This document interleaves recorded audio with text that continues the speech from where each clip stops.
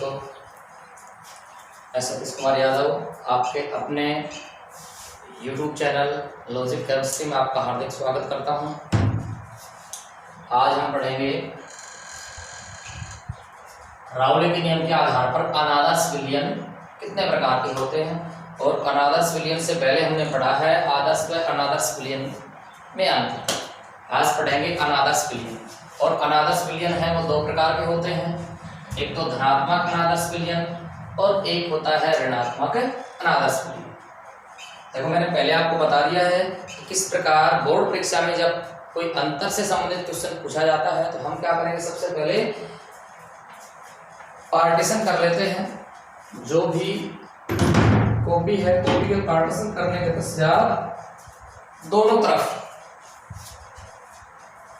एक तरफ आधा हो गया और एक तरफ आधा हो गया, और इधर हमने लिख दिया है धनात्मक अनादर्श विलयन, इधर लिख दिया है ऋणात्मक अनादर्श विलयन, और बीच में से लाइन खींच के ऊपर का हेडलाइन बना दी हमने। और इस प्रकार से एक नंबर से स्टार्ट करेंगे। देखो अनादर्श विलयन, पहले तो अनादर्श विलयन पढ़ा चुके क्या होते हैं, आदर्श विलयन क्या होते हैं। तो अब इसमें पढ़ेंगे अंतर, धनात्मक अनादर्श विलयन और ऋणात्मक अनादर्श विलयन। तो पहला है देखो वे अनादर्श विलयन जिनमें अवयवों के आंशिक दाब राउले के नियम से अधिक आते हैं, राउले के नियम से अधिक आते हैं। क्योंकि इसमें पहले बताया था कि आदर्श विलयन होते हैं वो सभी परिस्थितियों में, ताप और दाब की परिस्थितियों में राउले के नियम की पालना करते हैं, जबकि ये पालन नहीं करते हैं। और इसमें बताया गया कि वे अनादर्श विलयन जिनमें अवयवों के आंशिक दाब राउले के नियम से अधिक आते हैं, इसे धनात्मक अनादर्श विलयन कहते हैं।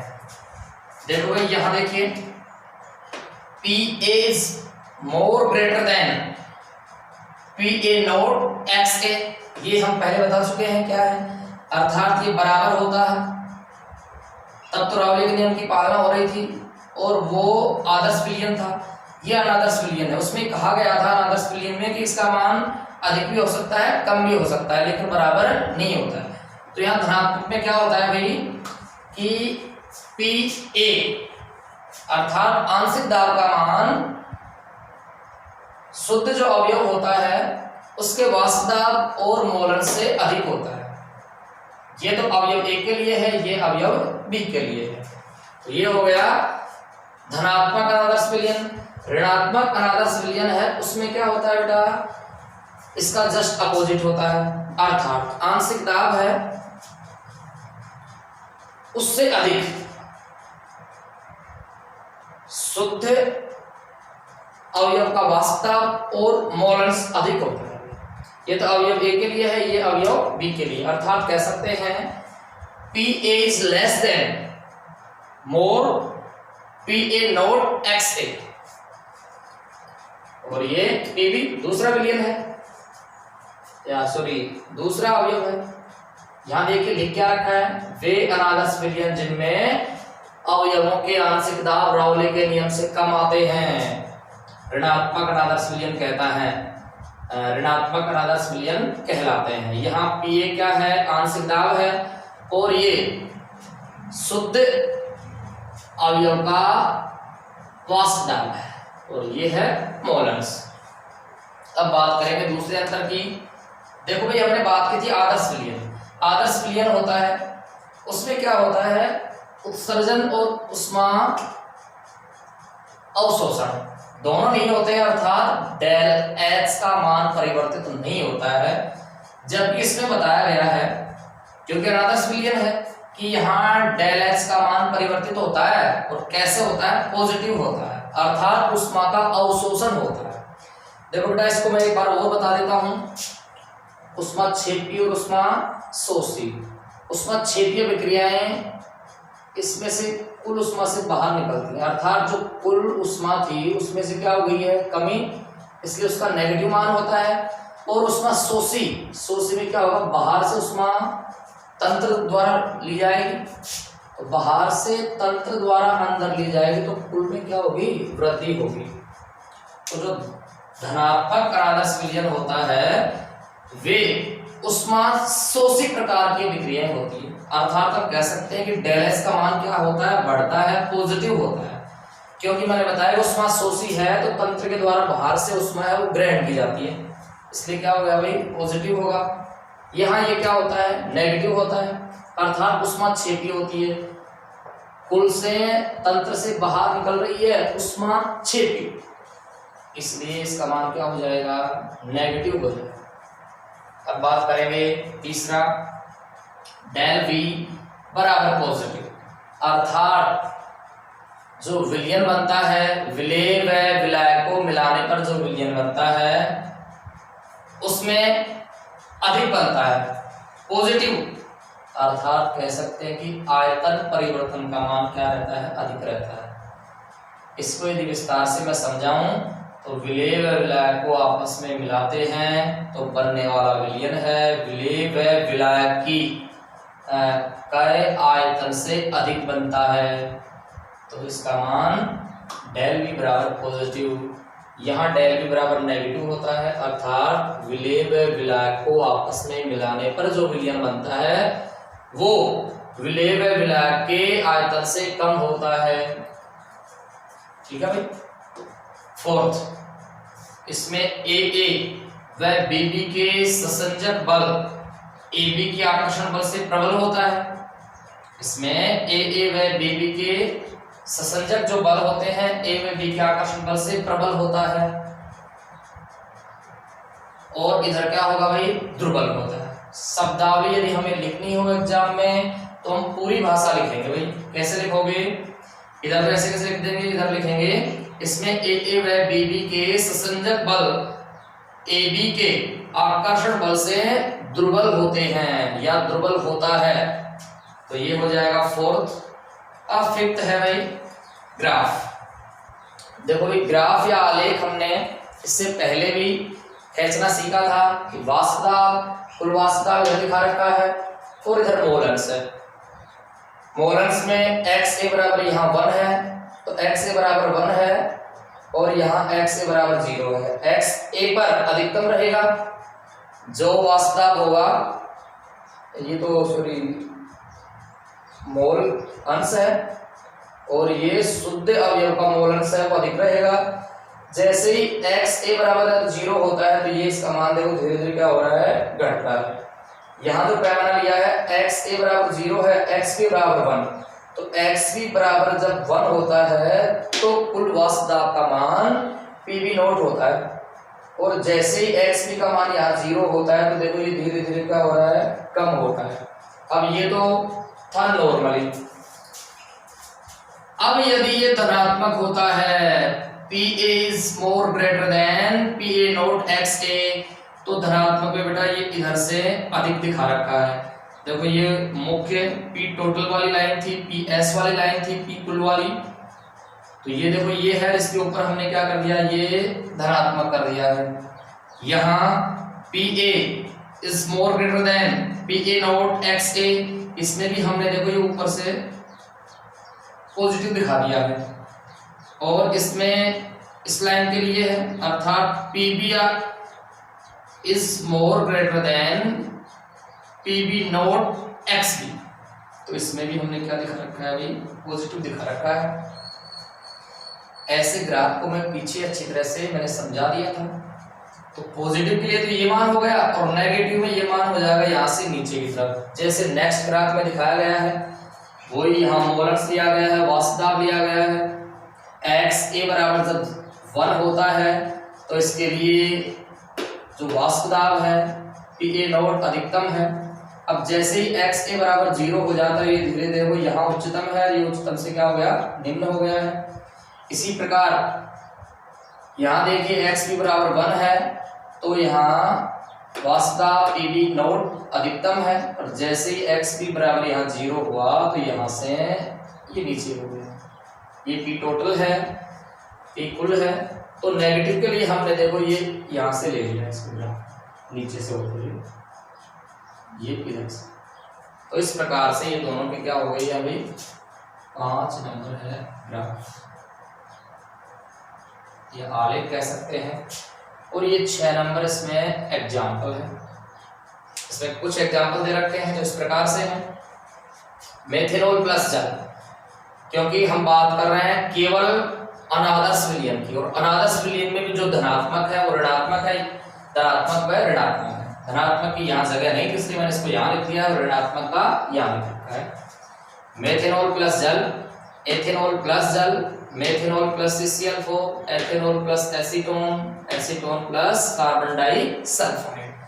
ये तो है धनात्मक अनादर्श विलयन के उदाहरण। एक बार मैं फिर से बता रहा हूँ बेटा, मेथेनॉल प्लस जल, एथेनॉल प्लस जल, methanol plus carbon tetrachloride, ethanol plus acetone और एसीटोन प्लस कार्बन डाइसल्फाइड। इसी प्रकार ऋणात्मक अनादर्श विलयन के लिए हम बात करेंगे acetone plus chloroform, acetone plus aniline, HCl plus H2O, methanol plus acetic acid और क्लोरोफॉर्म प्लस बेंजीन।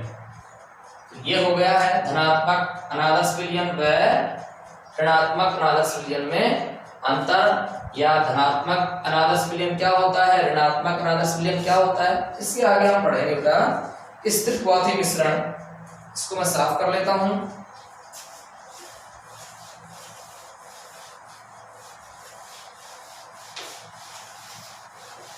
बात करेंगे हम स्थिर क्वाथी मिश्रण की। इनमें से 2 नंबर का एक अंतर का क्वेश्चन पूछा जाता है, आदर्श विलयन, अनादर्श विलयन, धनात्मक अनादर्श विलयन, ऋणात्मक अनादर्श विलयन। इस टॉपिक को अंतर के लिए अच्छी तरह से पढ़ लेना, और ज्यादा नहीं तो कम से कम इसमें 4 अंतर अच्छी तरह से याद रख लें। तब बात करेंगे स्थिर क्वाथी मिश्रण।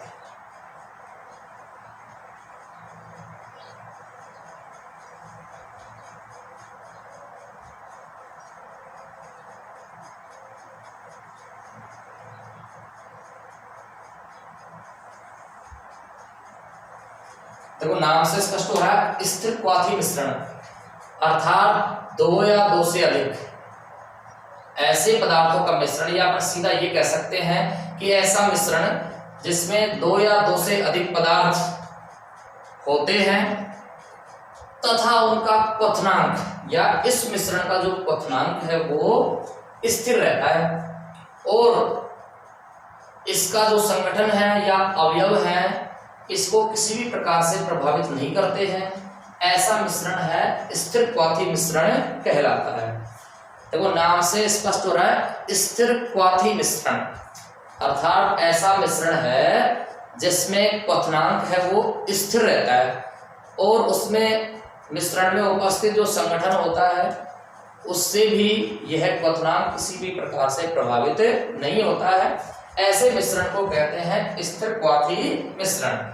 स्थिर क्वाथी मिश्रण है वो मुख्यतः 2 प्रकार के होते हैं। पहला है निम्नतम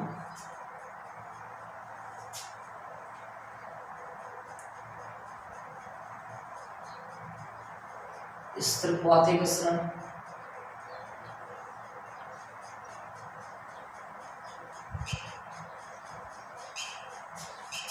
इसको कह सकते हैं उच्चतम वाष्प दहन। देखो निम्नतम स्थिर क्वाथी मिश्रण, ये ऐसा मिश्रण होता है या ऐसा स्थिर क्वाथी मिश्रण होता है जिसमें इसका जो क्वथनांक होता है वह उस मिश्रण में उपस्थित अवयवों के क्वथनांक से निम्न होता है। उस मिश्रण में उपस्थित अवयवों या संगठकों के क्वथनांक से निम्न होता है, कम होता है, तो उसे कहते हैं स्थिर क्वाथी मिश्रण।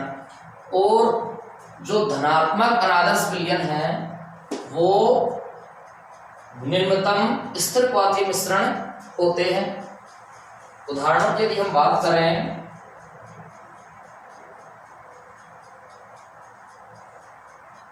एथेनॉल प्लस जल, एथेनॉल प्लस एसीटोन, और धनात्मक अनादर्श विलयन न्यूनतम स्थिर क्वाथी मिश्रण होता है जो प्रदर्शित करते हैं। दूसरा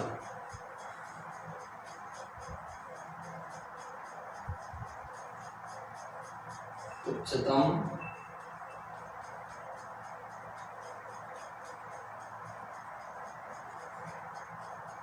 स्थिर क्वाथी मिश्रण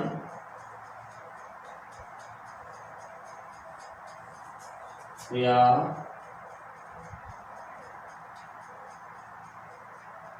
निम्नतम वाष्प धातु, अर्थात ऐसे स्थिर क्वाथी मिश्रण जिनमें इस मिश्रण का जो क्वथनांक है उसमें उस मिश्रण में उपस्थित अवयवों या संगठकों के क्वथनांक से उच्च होता है, तो इसे उच्चतम स्थिर क्वाथी मिश्रण कहते हैं। और इसको कौन प्रदर्शित करता है भाई? ऋणात्मक अनादर्श विलयन। और इसके उदाहरणों की हम बात करें तो भाई एसीटोन प्लस एनिलीन, और दूसरा है भाई methanol plus acetic acid. Very very important है स्थिर क्वाथी मिश्रण।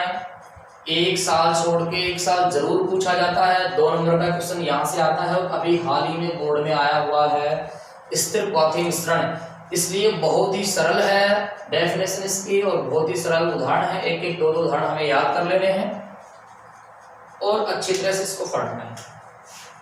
दोस्तों यदि हमारा वीडियो आपको अच्छा लगे शेयर कीजिए, सब्सक्राइब कीजिए, कमेंट्स कीजिए और लाइक कीजिए। Thank you.